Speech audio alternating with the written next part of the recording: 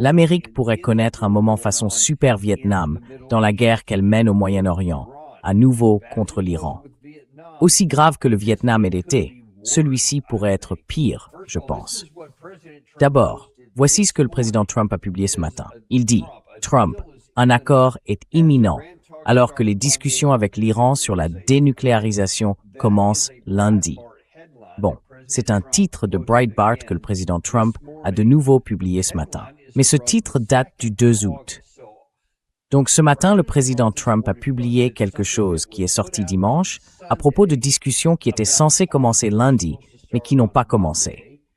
Et puis mardi, alors qu'il n'y avait eu aucune discussion, il dit toujours « Oui, un accord est imminent ». Donc il publie ça. Ce matin, cela a été confirmé par le secrétaire au Trésor Scott Bessent, qui a dit ceci.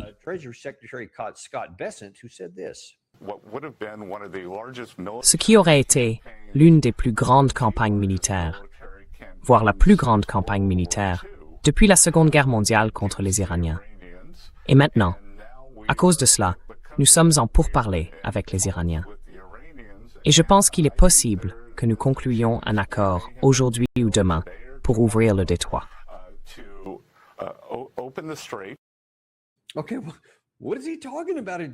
D'accord, de quoi parle-t-il? D'un accord aujourd'hui ou demain? Du côté iranien, à tous les niveaux, on affirme catégoriquement qu'il n'y a pas de négociation directe avec les États-Unis. Point final. Rien n'est proche. Et la seule chose qu'ils disent au sujet du détroit d'Ormuz ressemble à ce que le professeur Morandi a publié ce matin sur X. Il a dit « L'Iran continuera de contrôler le détroit d'Ormuz, quoi qu'il arrive. Un contrôle conjoint avec l'Iran serait idéal, mais après la coalition Epstein, c'est le terme péjoratif qu'ils ont employé, contre l'Iran, rien ne sera autorisé à traverser le détroit sans que la République islamique en soit informée et y consente. Pour moi, ça ne ressemble pas vraiment à un accord imminent. Qu'en dites-vous?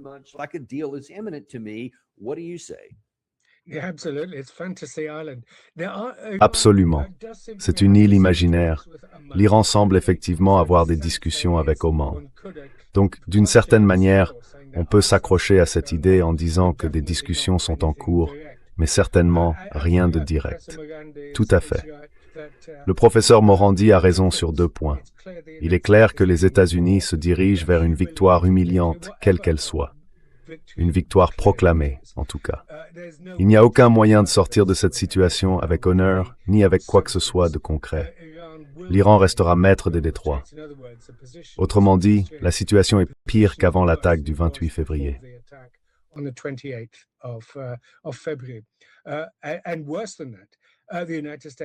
Et pire encore, les États-Unis ont perdu leur crédibilité dans l'ensemble de la grande région du Golfe.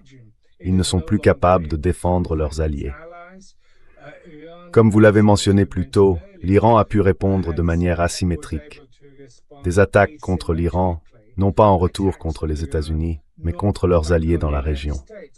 Cela signifie que les États-Unis apparaissent encore plus clairement, non pas comme la source et le garant de la sécurité et de la stabilité, mais en réalité comme l'inverse, la source de l'instabilité et du chaos. Et bien sûr, ce chaos au cœur de la Maison-Blanche se propage maintenant, en quelque sorte, par vagues à travers le monde. Et c'est ce que nous voyons en Asie occidentale en ce moment.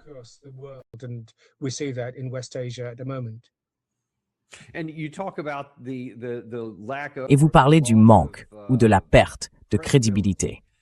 En voici un exemple, parmi beaucoup d'autres. C'est simplement l'un des plus récents. Quelle est votre analyse? Je veux dire, aujourd'hui, vous parlez littéralement à des gens partout dans le monde. Comment cela est-il perçu? Regardons ceci. C'est un message du président Trump sur Truth Social, daté du 1er août. Il y expose les paramètres. D'abord, il dit dans ce message que nous n'avons pas eu cette énorme frappe, ECHO, qui aurait été la plus grande depuis la Seconde Guerre mondiale. Comme Scott Bessent vient de le mentionner il y a un instant, parce qu'ils m'ont pratiquement supplié. Ils voulaient que je ne lance pas d'attaque, et donc nous n'allons pas le faire.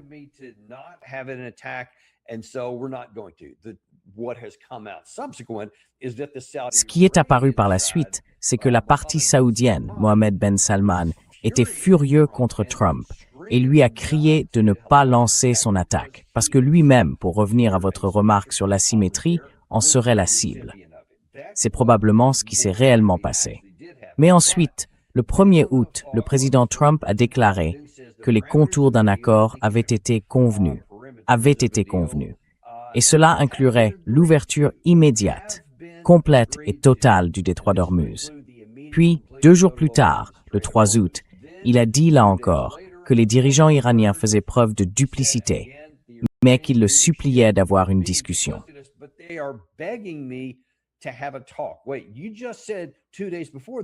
Attendez, vous venez de dire que 2 jours plus tôt, les grandes lignes étaient déjà arrêtées. Puis il continue en disant « Nous avons le blocus. Nous contrôlons le détroit d'Ormuz.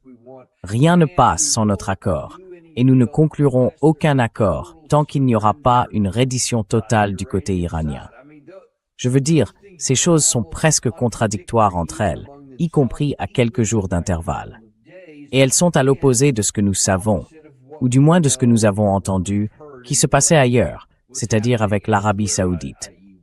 Comment tout cela affecte-t-il, aux yeux des gens dans le monde, qu'ils soient adversaires ou alliés, la parole et la capacité stratégique des États-Unis?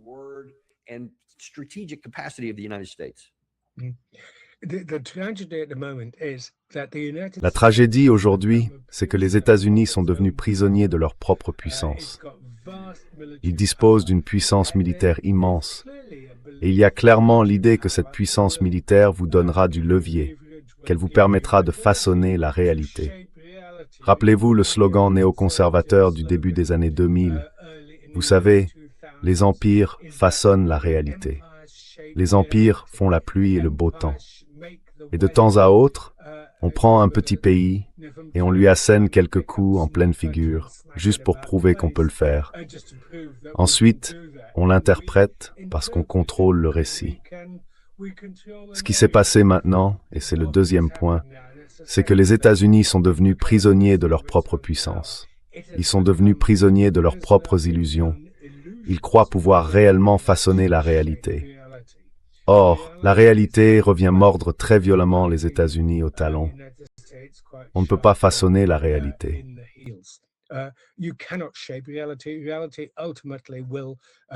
La réalité finira par reprendre ses droits. Quant à la manière dont tout cela est perçu dans le reste du monde, c'est un mélange de tristesse, parce qu'un pays autrefois grand, une puissance autrefois grande et une nation qui compte tant de personnes remarquables ont été ainsi humiliés. Et il faut le dire, même si on n'aime pas le faire. Clairement, Trump, maintenant plus ou moins à mi-mandat de son second mandat, est en train de perdre le contrôle. Clairement, la prétendue victoire liée à l'enlèvement au Venezuela dans les premiers jours de cette année lui est montée à la tête. Ce moment de décapitation, en quelque sorte, avec la capture de Maduro, a été considéré comme une manière tellement nette et efficace d'obtenir quelque chose. Mais bien sûr, c'est pas le cas. Et au final, tout cela est prisonnier de son incapacité, c'est-à-dire de l'incapacité des États-Unis ou de Washington à faire de la diplomatie. Et bien sûr, cela traverse les administrations.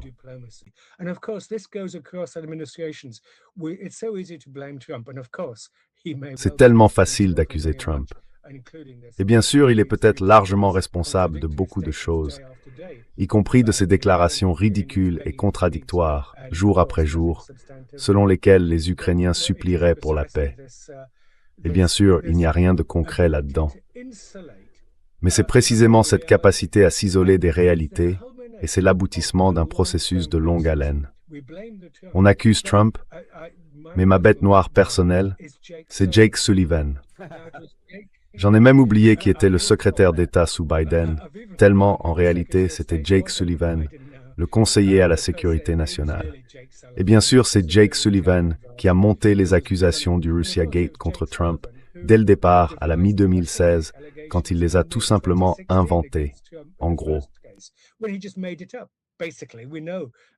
Anthony Blinken était le secrétaire d'État au fait. Pardon? Anthony Blinken était le secrétaire d'État. Anthony Blinken. J'ai oublié, Parce que clairement, c'était Jake. Oui, oui, oui.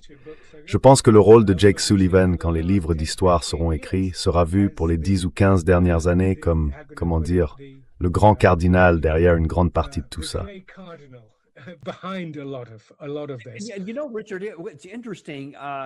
Tu sais, Richard, c'est intéressant. On a diffusé ça il y a une semaine environ, après que Lindsey Graham est mort de façon inattendue en revenant d'Ukraine, il n'y a pas longtemps. Il y avait des extraits d'un documentaire à venir qui montrait Lindsey Graham dans une voiture en train de parler à Jake Sullivan de l'administration précédente.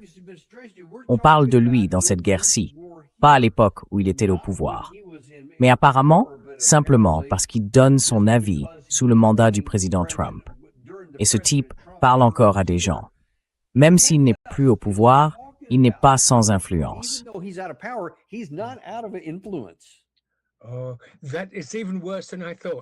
Oh, c'est encore pire que ce que je pensais. Je pensais que c'était grave. Mais si Jake Sullivan, comme je l'ai dit, c'est ma bête noire, peut encore tirer les ficelles en coulisses, alors nous sommes vraiment dans une situation très très grave en ce moment. Si c'est cet homme qui, de fait, a été l'architecte de la guerre russo-ukrainienne, aucun compromis, aucune diplomatie, un durcissement de la ligne. Et bien sûr, cela a encouragé Zelensky et les ethno-nationalistes au pouvoir à Kiev et a poussé les choses vers un dénouement catastrophique au début de 2022 avec l'invasion russe. Et maintenant, s'il agit en coulisses, alors il n'en sortira rien de bon. En réalité, cela ne fait qu'aggraver ces guerres.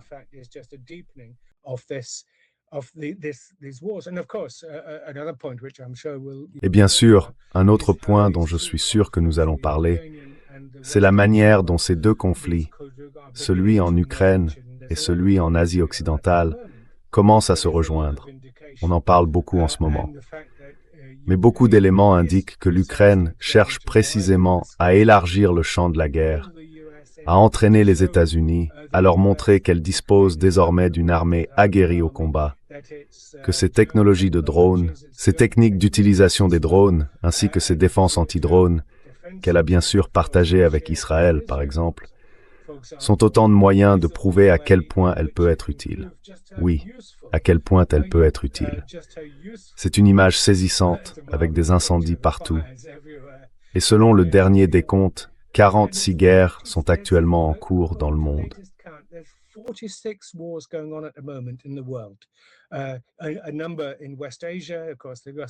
Un certain nombre de conflits en Asie occidentale, bien sûr en Ukraine, au Soudan, en Birmanie, et tant d'autres encore. Mais le pire, c'est que personne ne cherche à les apaiser, à éteindre ces incendies. Et c'est une image très parlante, ces incendies. Où sont les pompiers?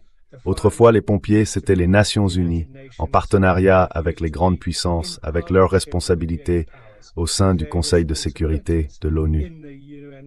Et ce ne sont pas seulement les États-Unis qui se dérobent à leurs responsabilités.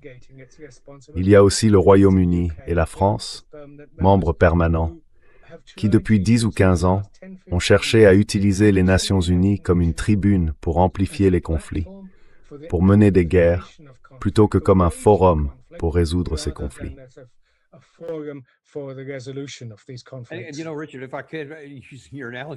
Vous savez, Richard, si je peux reprendre votre analogie, c'est comme si quelqu'un avait remplacé l'eau des réservoirs du camion de pompiers par du kérosène.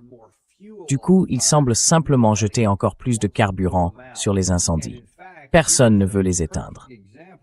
Et en fait, voilà un parfait exemple de cela, une autre excellente transition. En voici un, ici, aux États-Unis. Si Jake Sullivan n'est plus dans le paysage, du moins plus devant les caméras, et si Lindsey Graham a désormais quitté la scène, et peut-être que Sullivan est lié à cela, il a été remplacé ou promu par un autre, le général Jack Keane.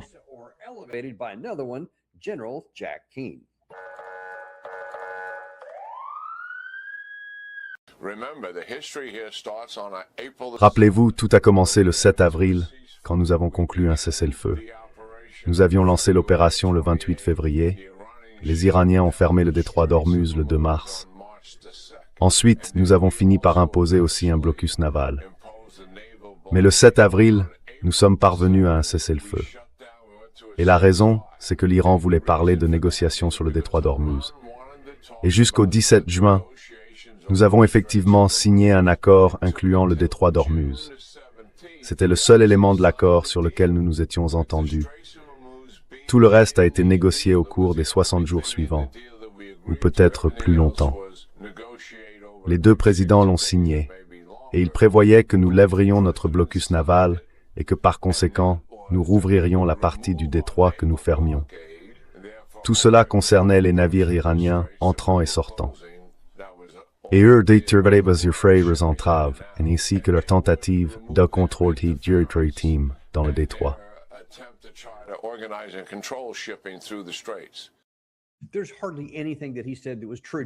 Il n'y a pratiquement rien de ce qu'il a dit qui soit vrai. En fait, la plupart de ses propos étaient des mensonges catégoriques, mais il le dit avec une telle conviction. D'abord, l'histoire aurait commencé le 7 avril, mais de quoi parle-t-il? Nous avons commencé une guerre le 28 février, et tout cela a conduit à... Ensuite, il ment en disant que la raison pour laquelle nous avons accepté un cessez-le-feu en avril, c'était parce que l'Iran était venu nous supplier d'en négocier un concernant le détroit d'Ormuz. Il n'y a absolument aucune vérité là-dedans. En réalité, c'est nous qui voulions un cessez-le-feu, parce que nous voyions que nous commencions à manquer de tous ces missiles et d'autres munitions. Et nous n'ouvrions pas le détroit d'Ormuz. Alors nous nous sommes dit, peut-être qu'on peut passer par la diplomatie, ou un blocus, ou peu importe. Et puis cette dernière partie où il dit, écoutez, c'est essentiellement leur faute, et c'est à eux de venir vers nous. Je veux dire, comment est-ce qu'on gère quelque chose comme ça?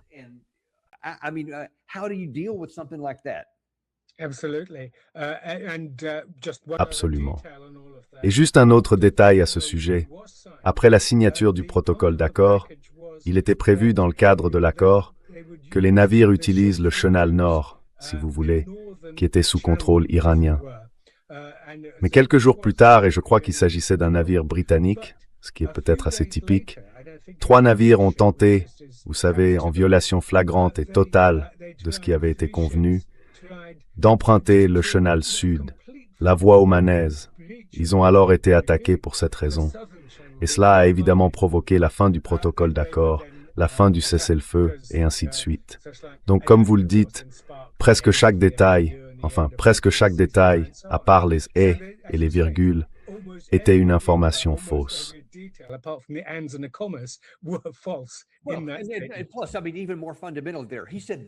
Et puis, plus fondamentalement encore, il a dit que la seule chose que l'Amérique était censée faire, c'était lever notre blocus. Que tout le reste, disait-il, allait être négocié. C'est absolument faux. Il était dit que nous devions immédiatement lever nos sanctions énergétiques contre les Iraniens. Nous devions débloquer leurs avoirs gelés.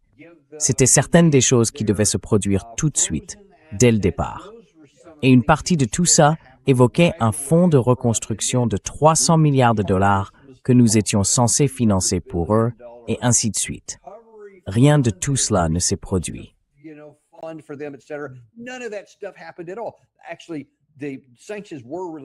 En réalité, les sanctions ont été levées pendant quelques jours, puis nous les avons rétablies et nous en avons ajouté d'autres par-dessus, ce qui évidemment constituait aussi une violation directe du protocole d'accord.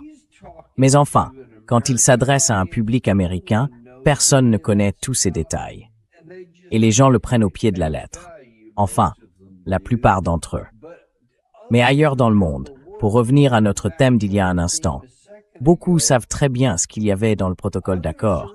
Quelle a été la succession des événements? Quand l'histoire a commencé et pourquoi elle a commencé? Tout cela est très présent dans les esprits. Quel dommage cela cause-t-il à notre capacité de parvenir à un accord aujourd'hui?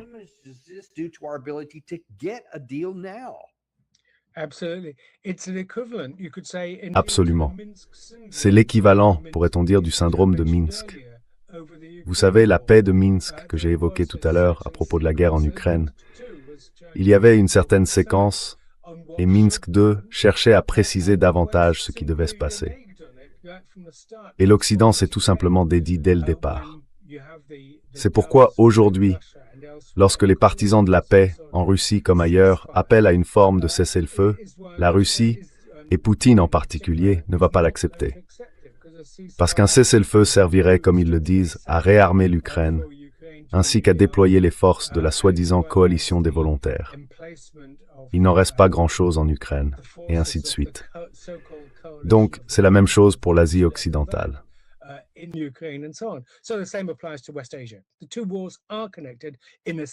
Les deux guerres sont liées, en ce sens qu'il y a l'incompétence diplomatique et le fait que les États-Unis ne sont pas un partenaire digne de confiance.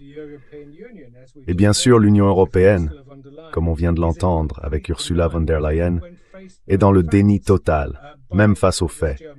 Cet expert allemand a donné les données, a donné les chiffres, et il refuse de croire que Poutine, que la Russie sera forcée de faire des concessions, qu'elle sera forcée de capituler, tout comme l'idée est que la Perse, l'Iran, capitulera à un certain moment. Ça n'arrivera pas. Dans les deux cas, la Russie continuera de se battre jusqu'à obtenir une forme minimale d'ordre de paix acceptable. Au fait, cette guerre, bien sûr, toutes les guerres, ne se terminent pas simplement en signant un bout de papier.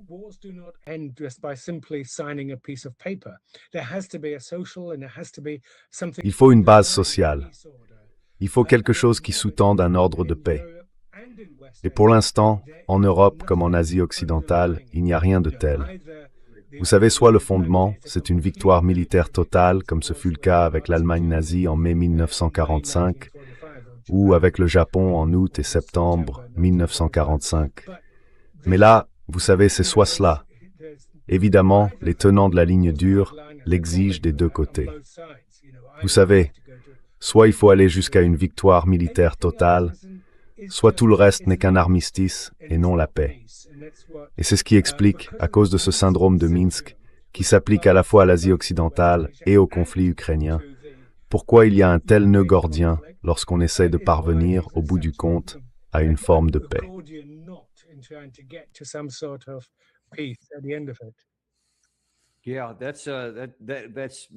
Oui, c'est peut-être l'une des choses les plus profondes que vous ayez dites ici aujourd'hui. Aucun des piliers, aucune des fondations nécessaires pour parvenir à ne serait-ce qu'à une cessation durable des hostilités, sans même parler de paix, ou à une quelconque stabilité, n'existe.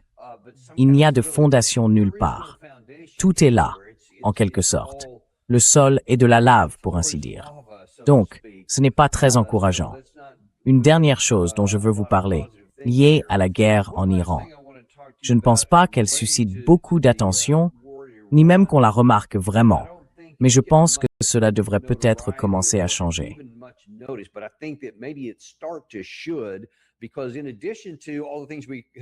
Parce qu'en plus de tout ce dont nous avons déjà parlé, on pourrait aussi dire, vous savez, que nous n'avons pas assez de moyens navals.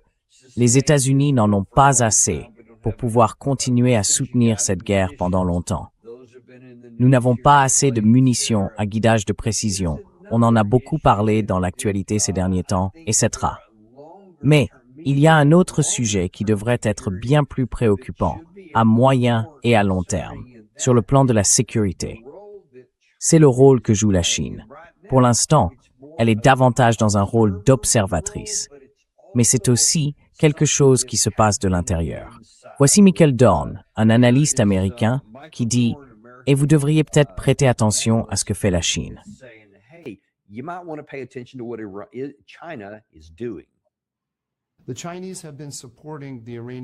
Les Chinois soutiennent les capacités balistiques iraniennes. Ils les aident à les développer en fournissant à la fois des composants essentiels pour fabriquer les missiles, mais aussi des données de ciblage. Les entreprises chinoises de satellites fournissent aux Iraniens des données de ciblage. C'est clairement un combat. Ils utilisent le Moyen-Orient comme un laboratoire pour voir comment les États-Unis se défendent contre ce type de menaces. Ces données de combat, celles qu'ils donnent aux Iraniens et celles qu'ils reçoivent d'eux, ont pour eux une valeur énorme.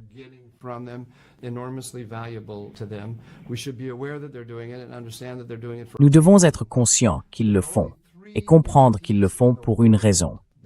Il n'existe que 3 entités au monde qui disposent de missiles balistiques anti-navires: l'Iran, les Houthis et la Chine.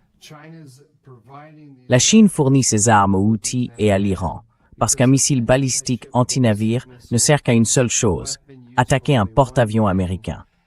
Les Chinois veulent donc comprendre comment notre marine réagit face à toutes ces armes, afin de pouvoir mener une guerre plus efficacement.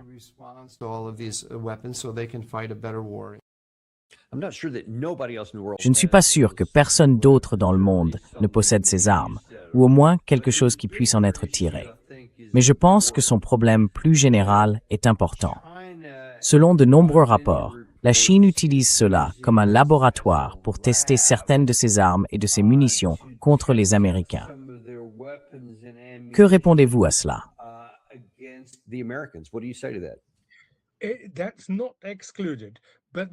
Ce n'est pas exclu. Mais les Iraniens, par exemple, sur la question du ciblage, disent qu'ils n'ont pas besoin de l'aide chinoise ou russe pour le ciblage. Ils ont leurs propres moyens. Cela fait longtemps pas qu'ils se préparent à la guerre, mais qu'ils anticipent une forme de conflit. Je suis un peu sceptique sur beaucoup de ces éléments. Les Chinois, c'est évident. Le monde entier observe ces guerres, les utilise et en tire des leçons, c'est certain. Je pense que la Chine adopte une approche bien plus prudente. Je pense que dans les premières années, vous vous en souvenez, les Chinois avaient présenté une initiative de paix pour la guerre russo-ukrainienne. Ce n'était pas vraiment une initiative de paix en tant que telle.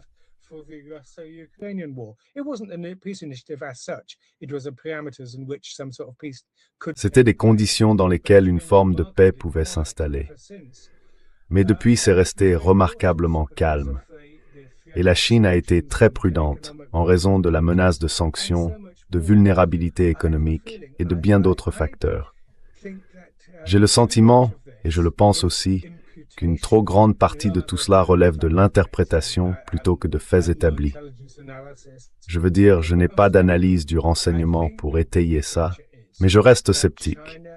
Je pense que, dans l'ensemble, la Chine reste discrète, au grand désarroi de Moscou et de beaucoup d'autres qui voudraient qu'elle soit plus active, qu'elle fasse ce que ce Daniel Davis affirme qu'elle fait. Je reste sceptique. Je pense aussi que la Chine a décidé de laisser ces guerres s'épuiser d'elles-mêmes, si elles doivent le faire.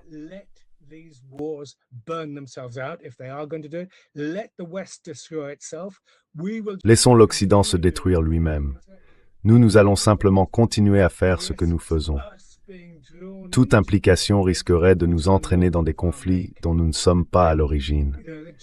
Et vous savez, qu'on les apprécie ou non, les dirigeants chinois ont un sens stratégique très fort, ainsi qu'une conduite de l'État intelligente.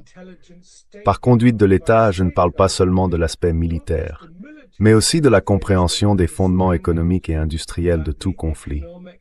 Et à ce stade, c'est certain, ils apprennent. Nous apprenons tous. Toutes les armées observent cela de très très près. Mais je ne pense pas qu'il y ait un niveau d'implication active.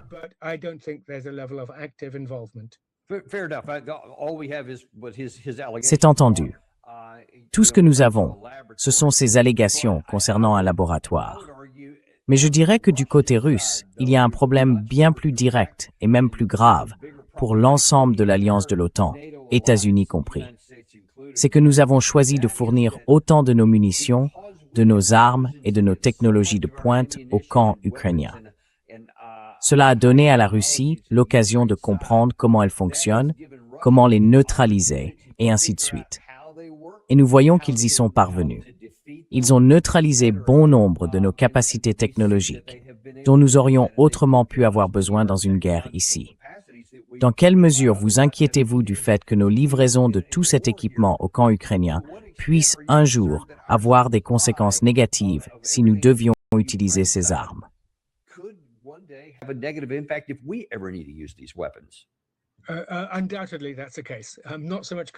Sans aucun doute, c'est le cas. Ce n'est pas tant ce qui m'inquiète, mais voilà ce qui se passe. La Russie a capturé une quantité énorme d'armements depuis le tout début jusqu'aux chars Léopard, aux HIMARS, aux JASSM, et ainsi de suite. Et tout cela a été démonté. Ils les ont exposés à la fois sur la place Rouge et sur la colline de Poklonaya, à Moscou ainsi que dans diverses expositions, mais en même temps, ils ont été démontés. C'est évidemment l'une des raisons pour lesquelles Boeing a refusé de, vous savez, revenir sur sa position, ou a refusé d'adhérer à la promesse de Trump d'autoriser l'Ukraine à produire les missiles Patriot, parce qu'il y aurait presque certainement des fuites, des captures, et ainsi de suite. Donc oui, toutes les parties tirent des leçons de cette guerre. Et comme je le dis, ce n'est pas seulement un contre-coup économique, politique, diplomatique, mais à terme.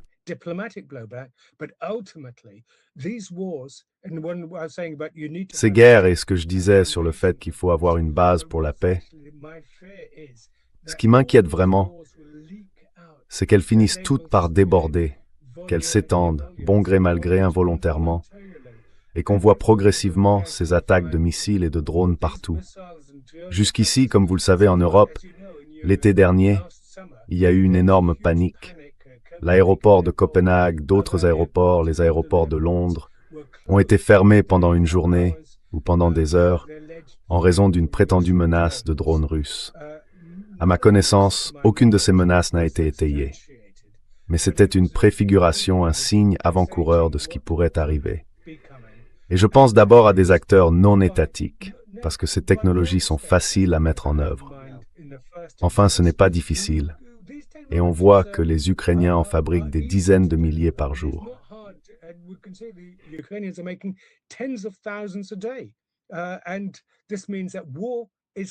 Et cela signifie que la guerre arrive. Oui, elle est arrivée en Russie aujourd'hui. Elle pourrait très bien arriver en Europe occidentale. Et comme je le dis, Dieu nous en préserve, en Europe occidentale et aux États-Unis demain. Mais c'est ainsi que les choses évoluent. Et soit dit en passant, ce que vous avez dit sur Ursula von der Leyen, la présidente de la Commission européenne, m'a profondément troublé.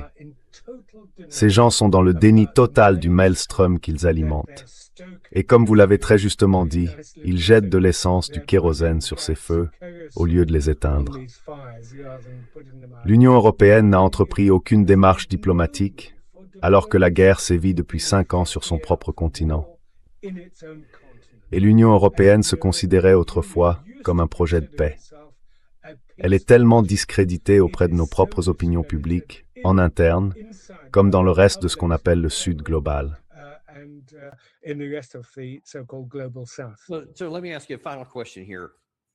Alors, laissez-moi vous poser une dernière question.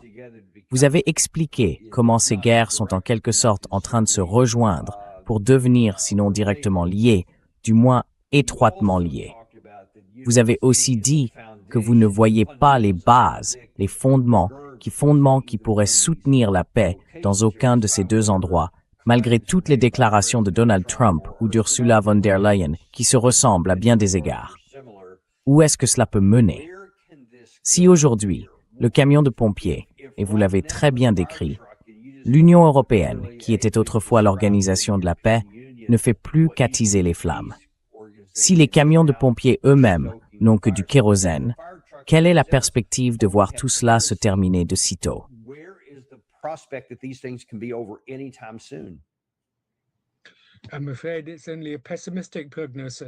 J'ai bien peur que ce ne soit qu'un pronostic pessimiste. Positif ou non, la Russie avance sur les fronts militaires. Les deux camps cherchent l'effondrement du régime adverse. La Russie attend donc avec impatience, vous savez, un désordre interne à Kiev, de plus en plus manifeste après les affaires de corruption, Mindish et bien d'autres encore. Même Valéry Zaloujny, dans une interview aujourd'hui, enfin hier, dit que l'Ukraine ne rejoindra finalement jamais l'OTAN. Alors, cette guerre, c'est pour quoi faire? Elle visait à permettre à l'Ukraine d'adhérer à l'OTAN. L'OTAN a une portée symbolique, celle de rejoindre une communauté politique occidentale, de toutes sortes de façons.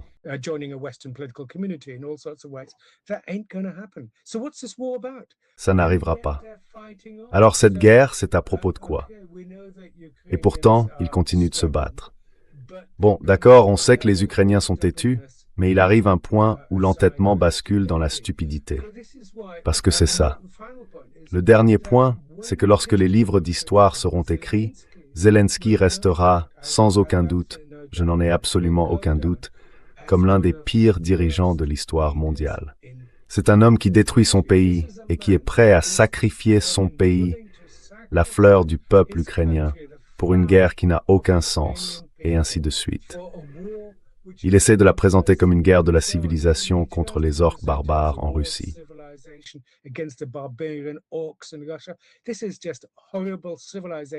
C'est tout simplement horrible. Un discours orientaliste, civilisationnel, qui renvoie aux pires aspects de l'histoire coloniale de l'Europe en Afrique et en Asie, quand elle dénigrait les ennemis qu'elle massacrait et tuait. Ce langage, comment peut-on encore l'employer au deuxième quart du XXIe siècle et voir l'Union européenne cautionner ce genre de propos ethnocratiques empreints de haine? Donc non, j'en ai bien peur, je suis très pessimiste. Mais bien sûr, dans les guerres, comme nous le savons tous, des forces tectoniques plus profondes sont à l'œuvre. Et manifestement, l'avantage est du côté de la Russie. Nous l'avons dit dès le début. Vous l'avez dit, nous l'avons tous dit, la Russie dispose d'une prépondérance de puissance et de ressources. Mais surtout, elle a la volonté de réussir.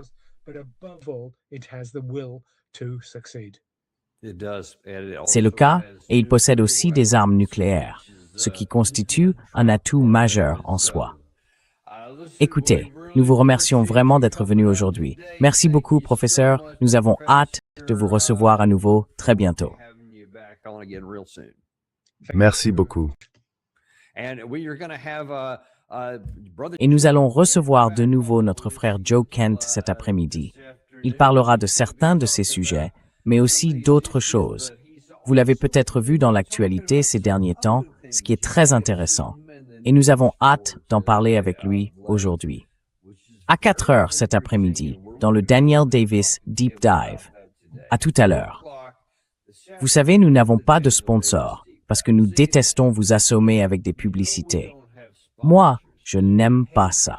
Alors montrez-nous un peu de soutien en retour. Abonnez-vous, mettez un like et envoyez ça à quelqu'un qui compte pour vous. Like, and send this to somebody you care about.